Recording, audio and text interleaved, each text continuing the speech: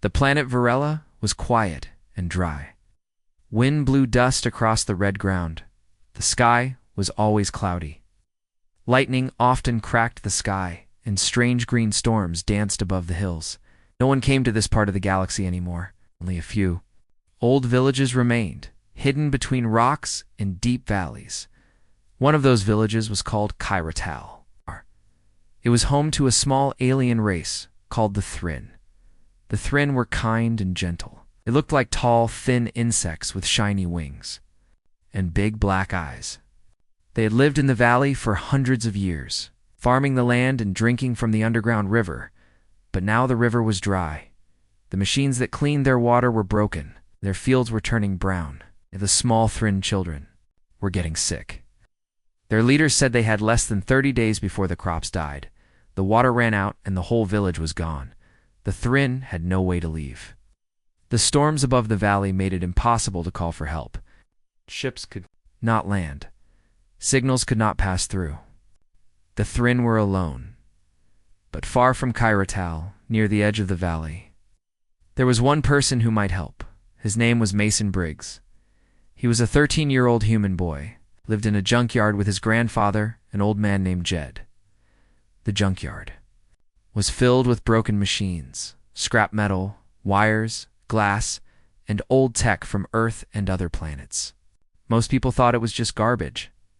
But Mason didn't make him love to build things. He had been fixing and building since he was 5. Made small drones from fan parts, built lights from bottle caps, and created heaters from car batteries. People laughed at him and called him strange. But Mason didn't care. He believed even trash could become treasure. One afternoon, while Mason was searching for wires behind a pile of scrap, he heard something strange. Soft clicking sound, like insects talking. Turned and saw a Thryn scout, barely able to stand. Its wings were torn. Its body looked weak and dry. Mason ran over. "Hey, are you okay?" The Thryn fell into his arms. "Please, help. My village, dying." Mason called his grandfather, and together they brought the Thryn in too. Their small home, they gave it water and food. The alien introduced himself as Vec and told Mason about Kyratal, the broken machines, and the dying crops. "No one can reach us," Vec said. "We will vanish, if nothing changes." Mason looked at his hands. He wasn't a hero. He wasn't a soldier or a scientist, but he knew machines, and he had plenty of trash. "I want to see the village," Mason said. "Maybe I can help." The next day, Mason packed his tools and followed Vec through narrow paths and over rocky hills. It took 2 days to reach Kyratal. When they arrived, Mason was shocked.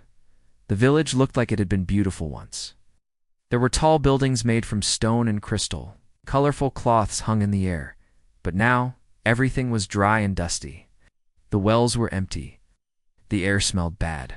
The machines near the river were rusted and dead. Thryn villagers stared at the human boy.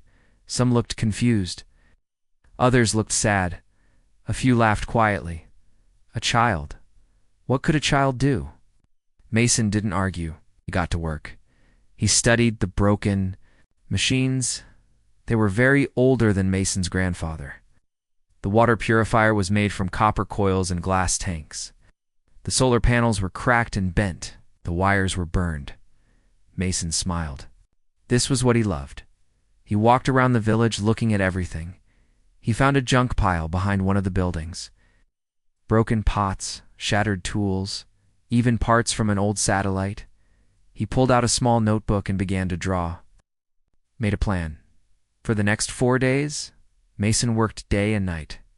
He took apart an old toy drone and used the rotors to cool the broken water pipes. He found a cracked solar battery and fixed the cells using melted glass and silver strips from old mirrors. He used a food can to make a new filter casing. The villagers watched him, first with doubt, then with interest. Then one morning, he connected his rebuilt purifier to the pump. "Let's see if it works," he whispered. The pump clicked, then buzzed. Then a suddenly thin stream of clean water poured out. The Thryn gasped. Children screamed with joy. One old woman cried. It wasn't much water, but it was something. Mason smiled and wiped sweat from his face. That's just the start. Each day, Mason repaired more things. He made simple tools to test soil. He built a hand-powered light from bottle caps and wire. He showed the Thrin how to make strong rope from old plants, fibers, and twine. He taught the children how to clean and reuse broken glass. He showed the farmers how to build small water catchers using sheets of metal and cloth. Little by little, life returned to the village. But Mason knew the purifier was not enough. The real problem was energy. Without strong power, the machines would die again. He needed a big idea. Something bold. Something that would last. He looked up at the sky and saw the green storms growing. A massive one was forming. If it hit before they were ready, all their work would be destroyed. He had less than 2 weeks that night. Mason sat under a broken antenna and stared at the stars. I need to do the impossible, he whispered. He reached into his bag and pulled out a broken AI chip once part of a toy robot. It was half-burnt, worthless to most, but not to Mason. He smiled. Let's build something crazy. The green storm was getting closer. It swirled high in the sky like a giant angry cloud, crackling with lightning. Every Thrin in the village looked up at it with fear. The last time a storm like this hit, it had destroyed half of their crops. That was years ago. And with no strong machines left, they had no protection at all. But one boy, Mason Briggs, was not scared. He stood in the middle of the village with a notebook in one hand and a piece of old metal in the other. His hair was messy, his clothes were dirty, but his eyes were full of ideas. I'm going to fix it, Mason said out loud. I promised. The Thrin elder Vora stepped forward. Her wings were gray and soft, and her voice was calm. You already gave us water, she said kindly. That was more than enough. You do not need to risk your life for us, young one. But Mason shook his head. If I leave now, all of this will fall apart. You'll lose everything again. Can't let that happen. He looked at the small children playing near the repaired water pump. One of them waved at him. Mason smiled. He knew he had to keep going. Mason worked harder than ever. He built a new power system, using old junk from the village in his backpack. He found broken batteries from a crashed weather drone. The metal was fried, but the cores still held a tiny charge. He cleaned them with vinegar and salt. Then, using copper wire from a rusted fence, he made a new energy loop. It wasn't much, but it was enough to power the purifier in one farming machine. He placed the batteries in a stone box, covered them with glass from old windows, and used melted plastic to seal it. Now it could collect heat from the sun and store energy for the night. The villagers watched in silence. How does he know all this? One of them whispered. He's just a child. He's not just a child, Vec, the scout said. It's different. He sees life in what we throw away. Soon Mason fixed a second purifier. This one was bigger. It could clean twice as much water. He made a small windmill using pieces of an old fan. When the wind blew, it spun fast and gave power to the new system. Water started flowing to more homes. Then Mason moved to the crop fields. Saw that the soil was too dry, the roots were weak. So he dug long narrow channels and filled them with broken pipes. He used cloth and crushed leaves as filters. When it rained in, a little these channels would carry water straight to the roots. He built shade roofs from metal sheets so the strong sun wouldn't burn the baby plants. He used smashed bottles to reflect light onto hidden corners of the field. It's helping more plants grow. The Thrin farmers watched everything closely. Some joined him, handing tools or holding wires. Others asked questions. Mason didn't just fix, he showed them how to test wires using magnets from old speakers. He explained how to reuse glass and why rusted metal can still hold shape. This is your village, Mason said. Not mine. If I leave one day, you need to know how to keep it alive. One morning, while checking the sky, Mason noticed something strange near the hills. He walked closer and found a crushed Thrin farming drone, its legs broken and eyes black. But something else was there too, a footprint. Not Thrin. Not human. It was large and wide. 3 sharp toes. He touched the dirt and felt it was fresh. Someone or something was watching the village that evening. Mason sat with Elder Vora. "There's something out there," he said quietly. Vora looked at the sky. The green storm was now bigger. It would arrive in 5 days. "We have always feared the Zornox," she said. "They live beyond the hills. They want our land and water, but the storm protects us. No ship can fly through it." Mason frowned. "Good. They come here on foot." Vora looked worried. "Because they know we're getting stronger again." Mason stood up. "Then we need to be ready." The next morning, Mason began building something new, a defense system, made from trash. He used old wires to create motion sensors. He powered them with tiny solar strips from toy panels. He buried them along the edge of the valley. If anything big crossed that line, a loud alarm would sound, a horn made from a bent pipe and speaker box. He also made flash traps. When triggered, they would release bright lights and smoke, scaring off animals or enemies. The Thren were amazed.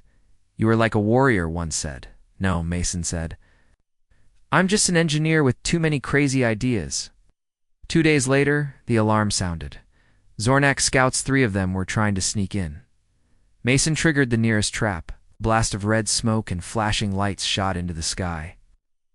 Zornox screamed and ran back into the hills. The villagers cheered. "You did it!" a child yelled. Mason only smiled. "That was just a warning. Next time they'll come prepared." The green storm was now just 1 day away. Mason had one last idea. He called it the Impossible Dome. Using broken satellite dishes, glass sheets, plastic wrap, and mirrors, he began building a giant cover for the main crop field.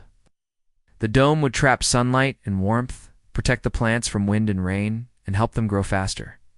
The design was simple, but no one had ever tried it with trash before. The villagers helped him. Even the old ones. Everyone wanted to be part of it. When the dome was finished, it stood like a glowing bubble over the plants. Light bounced inside it. The air inside felt warmer already. Vec touched the glass and whispered, "This ... is hope." Night, as thunder rolled across the hills. Mason sat alone beside his solar-powered water pump. He looked up at the stars, now hidden behind the clouds. "I'm just a kid," he said softly, "but I promised, and I'm not done yet." Lightning flashed across the sky. The storm had arrived. The storm arrived like a monster from the sky. Green lightning flashed across the clouds. Loud thunder shook the ground. Cold wind howled through the valley, bending trees and snapping old fences. Rain began to fall hard and fast like tiny rocks hitting roofs and glass. The Thren villagers ran into their homes. They held their children close. Many had lived through storms before, but this one felt worse. Bigger. Stronger. In the middle of the village, Mason stood under a metal roof. Staring at the sky, his machines were running. The solar batteries were charged. The water purifier was pumping. The impossible dome over the crop field was holding. For now, but the storm had only just begun. Mason checked every system one by one. First he ran to the dome, the glass and plastic. Were shaking in the wind, but the shape was solid. Inside the warm air was safe. The plants were fine. Next, he ran to the power core. The battery box was still dry. The seal he made from melted plastic was working. Then he ran to the warning system. The alarm wires were still in place. He checked the trigger lines. Nothing had been touched. He took a deep breath. So far, so good. But when he returned to the water purifier, his heart dropped. It was broken. The small windmill was spinning too fast. A piece had snapped off and hit the side of the purifier, breaking the copper pipe and bending the main valve. Water was leaking out. Fast, Mason fell to his knees. No. He pulled out his tools.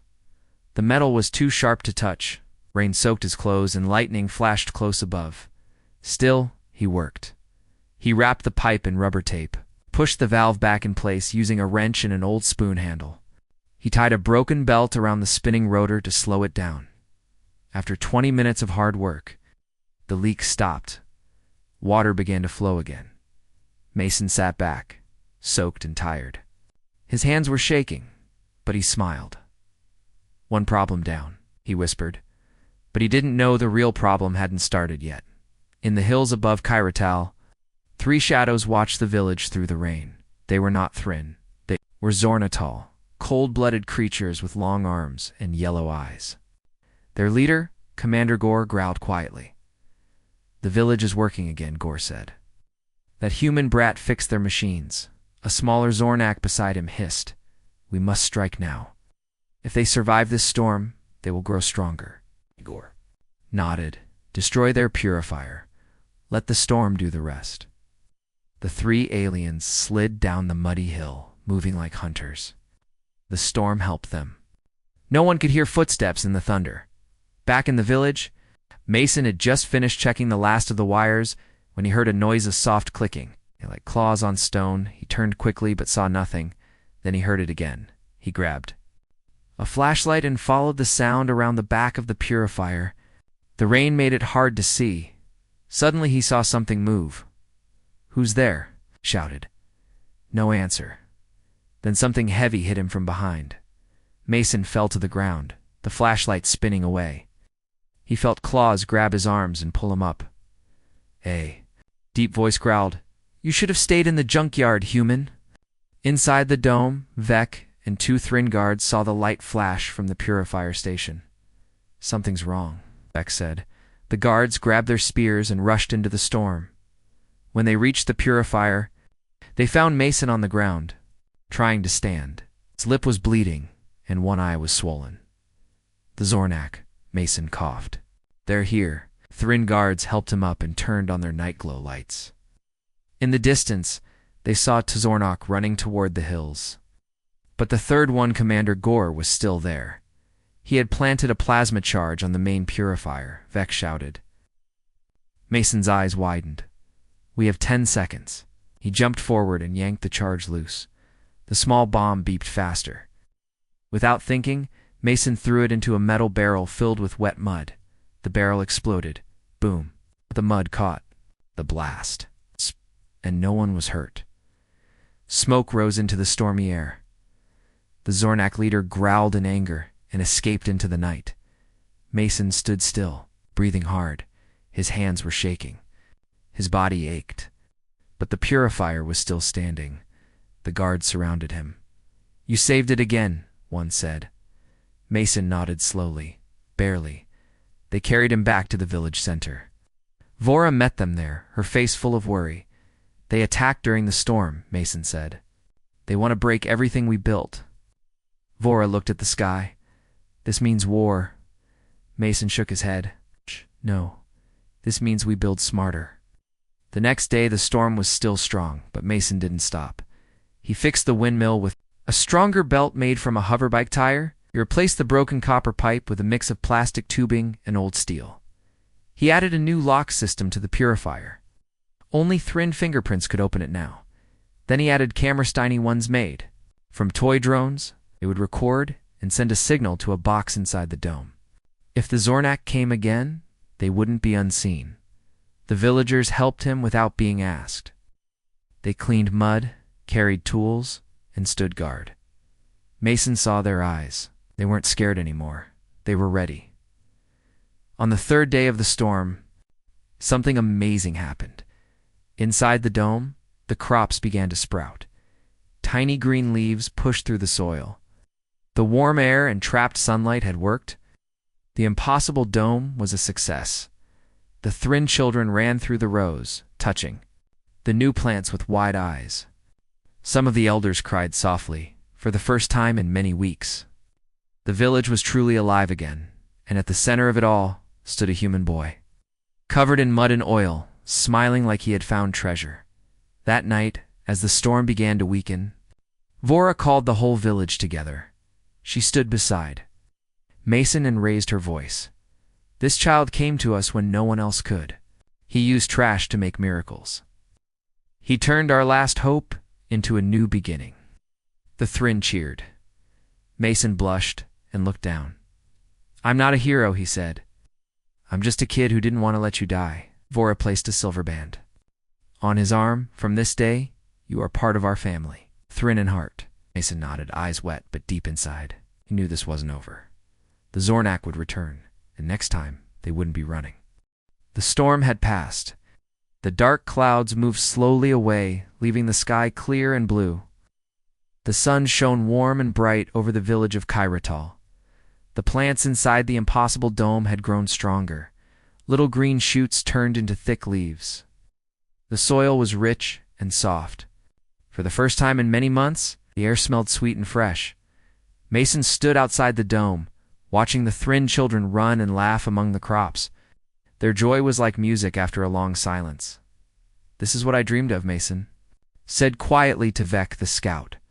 Vec nodded. "You did what none of us could. You made life grow again."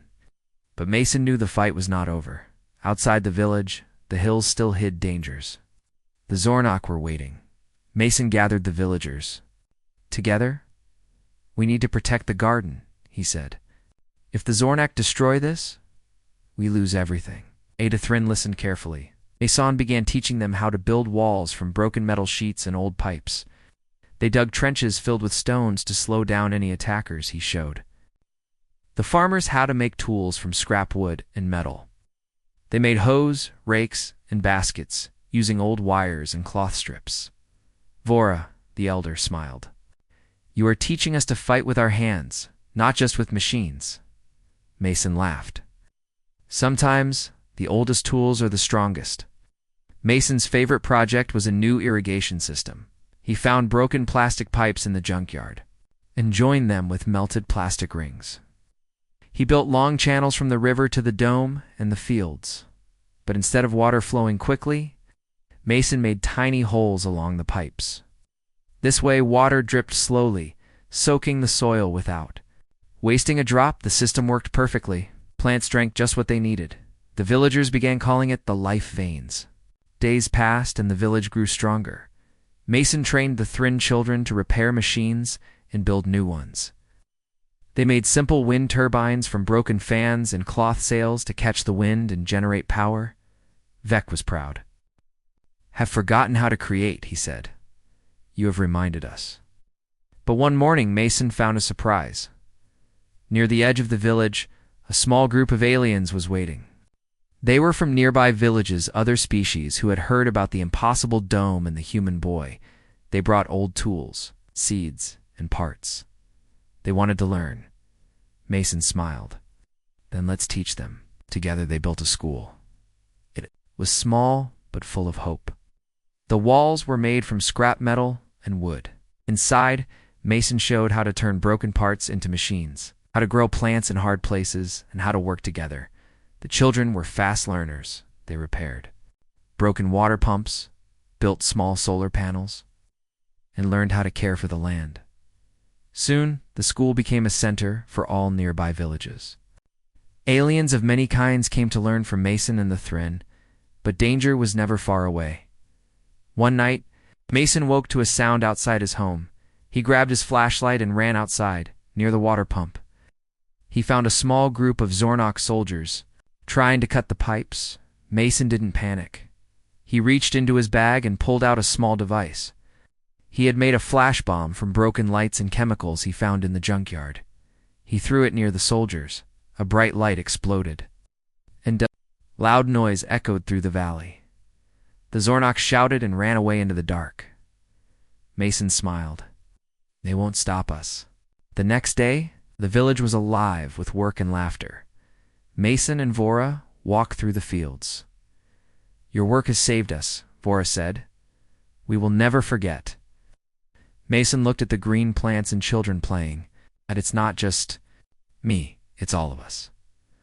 Vora nodded. "Together we are strong." Weeks passed. The impossible garden grew. The crops were healthy and full of life. The water flowed steadily. The villagers were no longer afraid. Mason looked up at the stars one night. He knew more challenges were coming. The Zornak would not give up their hunt. But Mason was ready. He was no longer just a boy with trash. He was a teacher, a leader, and a friend. And this village was a beacon of hope in a harsh world. The sun rose bright over the village of Kairatol. The sky was clear, and the air smelled sweet with the new plants growing strong in the impossible garden. The valley buzzed with life. Children played, farmers worked happily, and the machines hummed softly. Mason Briggs stood near the water pump, watching the morning. His clothes were clean now, but his hands still had small cuts and grease stains. He smiled quietly. It had been a long journey from the junkyard where he lived to this place, where he was a hero. News of the village's success had spread far across the planet Varela. Nearby alien communities sent messengers. Some came with gifts, others came asking for help. One day a large ship landed at the edge of the valley. It was a human research vessel. Scientists and officials stepped out, amazed to see the village alive and thriving. Their leader, Commander Hayes, approached Mason. "You did the impossible," Kid Hayes said. "We were ready to evacuate these people, but you saved them all." Mason shook his head. "I didn't do it alone. The Thrin taught me as much as I taught them." Hayes smiled. "Still, this is a miracle." The human team offered new tools, supplies, and technology. But Mason refused most of it. "We don't need your machines," he said firmly. "We can build our own. We have to." Hayes raised an eyebrow but nodded. Mason turned to Vora, the Thrin elder. "We want to build a school," Mason said. "A place where we teach all species how to use what they have. How to turn trash into hope." Vora smiled. "That is a good dream." The school grew quickly. Mason became the teacher. He showed students how to fix broken machines, build water filters from old cans, and grow crops in harsh soil. Aliens of many kinds came from across the planet. Some were big and strong, others were small and quick. They learned to work together. Mason watched the children laughing and building. The Thrin helped other species learn their ways. Mason had started something bigger than himself, but the Zornak were not gone. One day, a warning came from the scouts. A Zornak fleet was moving toward Kyradash-Tal. The village prepared. Mason and the Thrin leaders met with the human team. They built defenses, walls, traps, and alarms. Mason designed new machines from junk to spot enemies early. When the Zornak arrived, they found a village ready to fight. The battle was fierce. Zornak ships fired beams that cracked rocks and scorched fields. But Mason's machines fought back. Scrap metal cannons, shot nets, and sticky webs. Drones made from old parts flew fast, confusing the enemy. The Thrin warriors used new weapons Mason taught them to make. After many hours, the Zornak retreated. They had lost more than expected.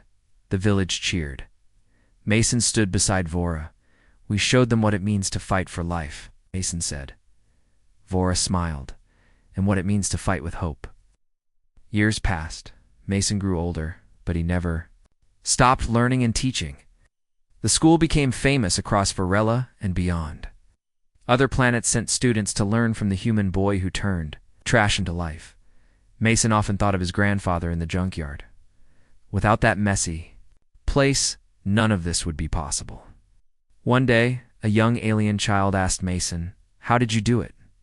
How did you turn trash into the impossible?" Mason smiled and said, "I just never gave up. I saw hope where others saw waste. And I believed that even the smallest thing can change the world." The village of Kyratal was no longer dying. It was strong and full of life. Mason's story became a legend. A story of a human kid who took broken things and made a new future, not just for one village, but for many. The galaxy remembered the human who turned trash into the impossible.